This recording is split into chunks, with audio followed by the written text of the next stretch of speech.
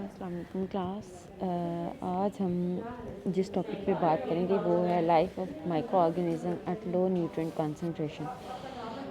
Aldous हम ये बात करते हैं कि जो ज़्यादातर हम जब माइक्रो ऑर्गेनिज्म को ग्रो करते हैं इन लैब, तो हम उनको पेट्री डिश में ग्रो करते हैं जहाँ पे न्यूट्रिएंट रिच मीडिया होता है। हम न्यूट्रिएंट्स डालते हैं काफ़ी ज़्यादा क्वांटिटी में और वहाँ पे माइक्रोब्स को ग्रो करते हैं, like some sort of agar media या कोई भी और मीडिया हम बना रहे हैं तो। लेकिन नेचुरल इन्वायरमेंट में माइक्रो ऑर्गेनिज्म जहाँ ग्रो करते हैं तो जनरली वो उन्हें ऐसी इन्वायरमेंट नहीं मिलती जहाँ बहुत ज़्यादा न्यूट्रिएंट मौजूद हों, बल्कि ज़्यादातर इन्वायरमेंट में न्यूट्रिएंट्स लिमिटिंग होते हैं। इस वजह से जो माइक्रो ऑर्गेनिज्म है वो ज़्यादातर उनकी जो नेचुरल इन्वायरमेंट है वो लो न्यूट्रिएंट कंसंट्रेशन वाली होती है। Now, these low nutrient concentration mean that any nutrient can be deficient, or as a whole, these nutrients are limiting. Most oftenly, microorganisms suffer from iron deprivation. और ज़्यादातर उनकी growth जो है वो iron की कमी की वजह से लिमिट हो जाती है। इसी वजह से वो माइक्रोब जो कि हमारी बॉडी में एंटर हो जाते हैं, ब्लड में एंटर हो जाते हैं और वहाँ तेज़ी से ग्रो करते हैं, तो हमारा जो इम्यून रिस्पॉन्स है एक डिफेंसिव रिस्पॉन्स है, जिसे कहा जाता है हाइपोफिरेमी ऑफ इन्फेक्शन।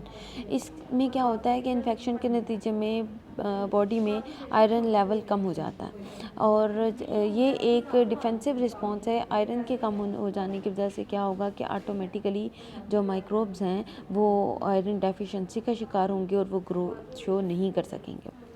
ज़्यादातर बैक्टीरिया जो कि नेचुरल इन्वायरमेंट में पाए जाते हैं, they are heterotrophic like chemoorganotrophic microbes. Now these heterotrophs need lots of other things to grow with, and most often they suffer in natural environment, they suffer from the deficiency of carbon, and this carbon you can say this carbon act as a limiting factor or as a determining factor that how many microbe will grow at a particular place. तो ये जो एक है maintenance processes और दूसरे होते हैं reproductive processes. तो जनरली माइक्रोब्स जो हैं अगर वो लो न्यूट्रिएंट कंसंट्रेशन में हैं तो वो अपनी मेंटेनेंस ही करते हैं, यानी सिर्फ ज़िंदा रहते हैं। लेकिन अगर उनके पास सफिशिएंट न्यूट्रिएंट्स हैं तो वो ना सिर्फ ये कि मेंटेनेंस अपनी एनर्जी गेन कर रहे हैं, बल्कि वो अपनी ग्रोथ या मल्टीप्लिकेशन भी करते हैं। तो जब भी उन्हें एनर्जी अवेलेबल होती है तो वो उसको पार्टीशन कर देते हैं between growth and maintenance processes generally ऐसे होते हैं जिनके लिए जो एटीपी हाई एफिनिटी रखते हैं एटीपी के लिए, यानी थोड़ी सी एटीपी को भी वो कैप्चर कर सकते हैं, ले सकते हैं, और उसके नतीजे में वो अपनी रिक्वायरमेंट जो है वो पूरी कर सकते हैं। लेकिन मेंटेनेंस के लिए एनर्जी सफिशेंट है, only then you will need that energy for the growth processes और मल्टीप्लिकेटिव प्रोसेसेस। तो जनरली जैसे हमने अभी बात की है that iron can be limiting और carbon associated compounds can be limiting, and in most of the environment inorganic phosphate can also be act as a limiting factor.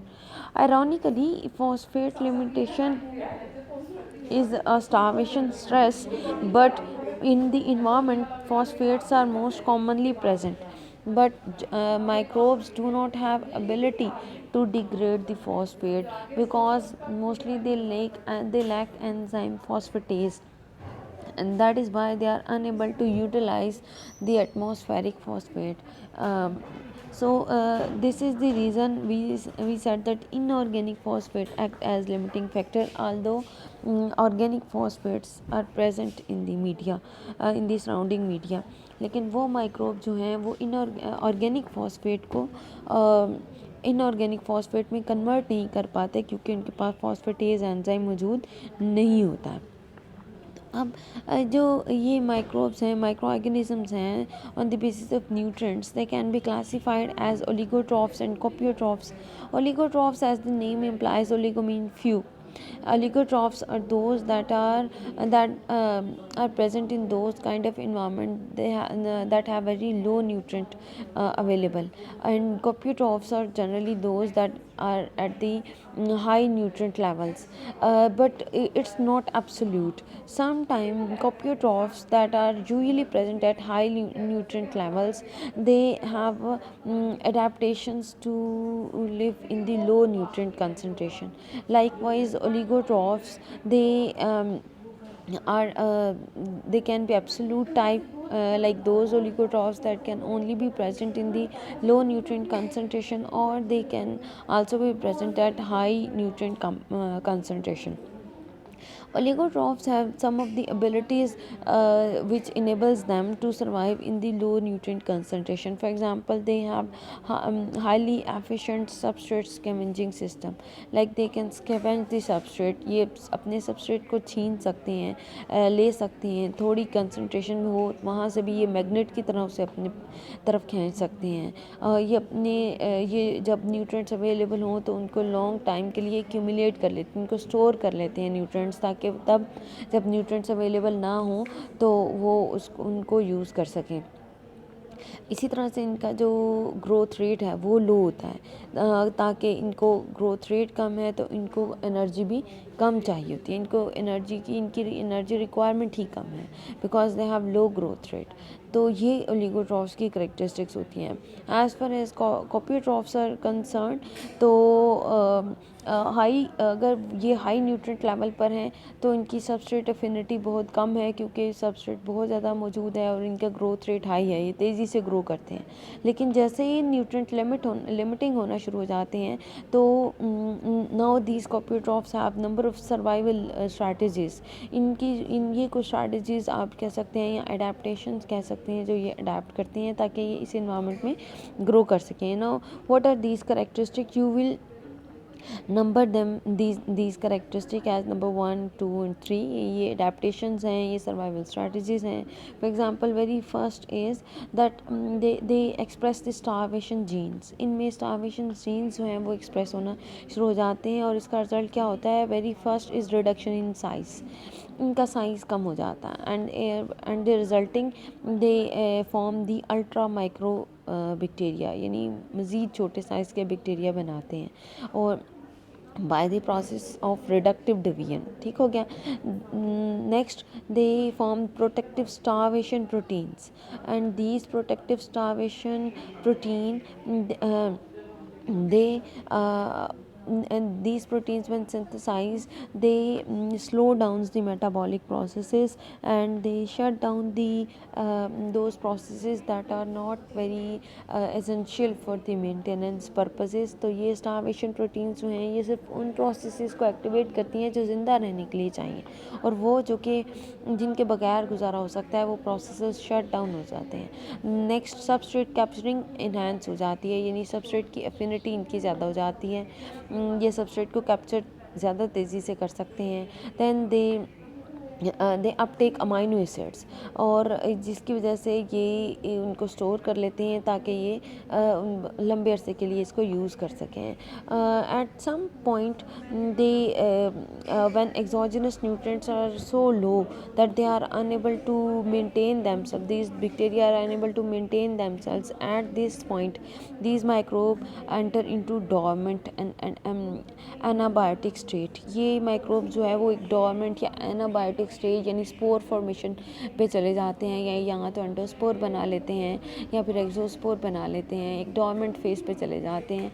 फिर उनमें ये बस ज़िंदा होते हैं और कोई काम नहीं कर रहे होते हैं।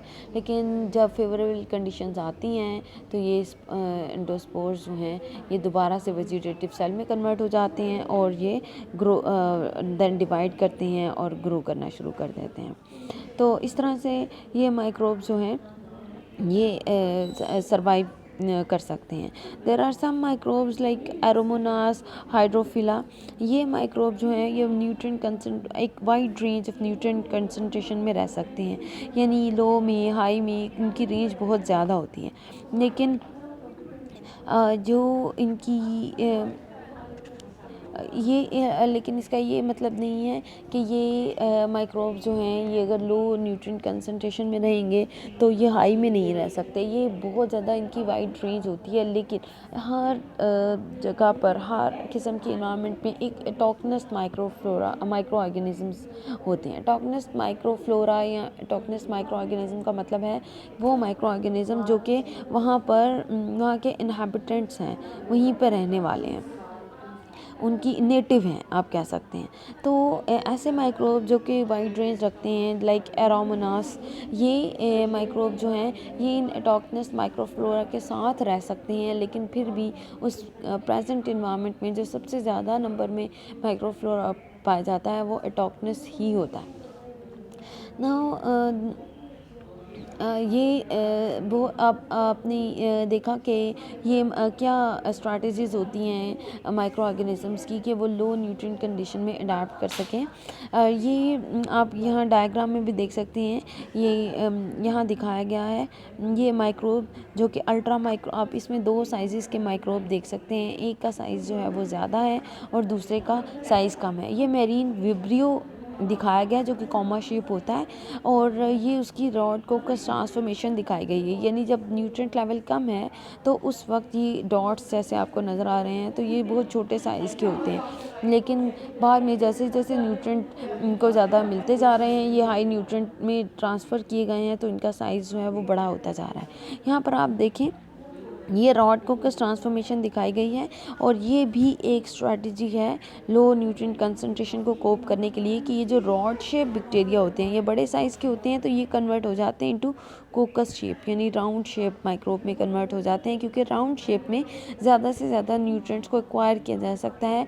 राउंड शेप का सरफेस एरिया जो है वो ज़्यादा होता है रॉड शेप की निस्बत। तो ये जो रॉड कोकस ट्रांसफॉर्मेशन है that is also very very important transformation, you can say a very important strategy to cope in the low nutrient concentration. Here you can see the reductive division. यहाँ reductive division के नतीजे में आप देख सकते हैं कि ये जो बड़े सेल्स हैं वो छोटे सेल में कन्वर्ट हो गए हैं, और जी अगेन ये छोटे सेल राउंड हैं ताकि सरफेस एरिया जो है वो इन्हांस किया जा सके।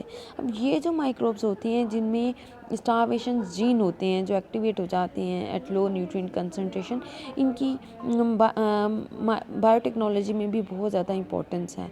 और वो क्या है कि ये जब नॉन मल्टीप्लाइंग सेल हैं तो ये हम ऐसी जगह पर यूज़ कर सकते हैं जहाँ पर डेंस फर्मेंटर यूज़ होते हैं। जैसे कि अगर बहुत ज़्यादा डेंस है हमारे पास फर्मेंटर, तो वहाँ पर बैक्टीरिया कंसंट्रेशन बहुत ज़्यादा होगी जिसकी वजह से न्यूट्रिएंट लो होंगे, तो इसी जगह पर आकर हमारी बायोकेमिकल एक्टिविटी रुक जाती है। लेकिन अगर हम कॉपियोट्रॉप्स को यूज़ करते हैं जिनमें स्टार्वेशन जीन्स होते हैं तो वहाँ पर हम इनको यूज़ कर सकते हैं, हमारी बायोकेमिकल एक्टिविटी जो है वो स्टॉप नहीं होती है। तो आप इसको अच्छी तरह से पढ़ लेंगे ताकि और इसमें कोई प्रॉब्लम होगी तो वो आप पूछेंगे।